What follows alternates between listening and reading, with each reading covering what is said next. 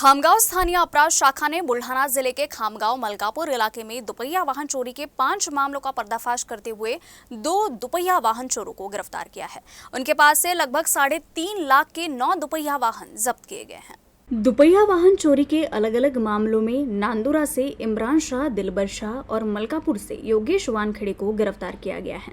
दोनों के पास से 5 दुपहिया वाहन जब्त किए गए।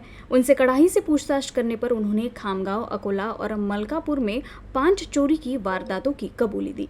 चिखली तहसील के एकलारा के जगन्नाथ आम्भोरे की दुपहिया खामगांव से चोरी हो गई थी। उस मामले में इमरान शाह को नांदुरा से हिरासत में लिया गया था, जिसके बाद इन चोरी की वारदातों का पर्दाफाश हुआ। स्थानीय अपराध शाखा और खामगांव पुलिस ने संयुक्त रूप से इस कार्रवाई को अंजाम दिया। पोलीस स्टेशन खामगाव शहरच्या हद्दीत फिर्यादी जगन्नाथ महादेव अंभोरे राहणार एकलारा तालुका चिखली हे दिनांक 1/8/2024 रोजी त्यांची मोटरसायकल होंडा शाईन क्रमांक MH28 EAY 4951 ने बैल बाजार येथे आले। बैल बाजार येथे ते मोटरसायकल लावून त्यांचे काम करण्याकरिता बाजारात गेले असता त्यांची मोटरसायकल कुणीतरी अज्ञात चोरट्यांनी चोरून नेली।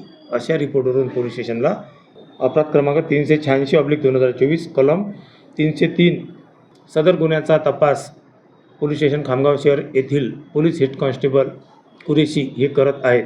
तसेच स्थानिक गुन्हे शाखा बुलढाणा येथील टीमसुद्धा सदर चोरीच्या गुन्ह्याचा समांतर तपास करत होती। चोरीच्या गुन्ह्याचा समांतर तपास करत असताना स्थानिक गुन्हे शाखेला माहिती मिळाली की नांदुरा येथील एक संशयित इसम याने सदर मोटरसायकल चोरलेली आहे।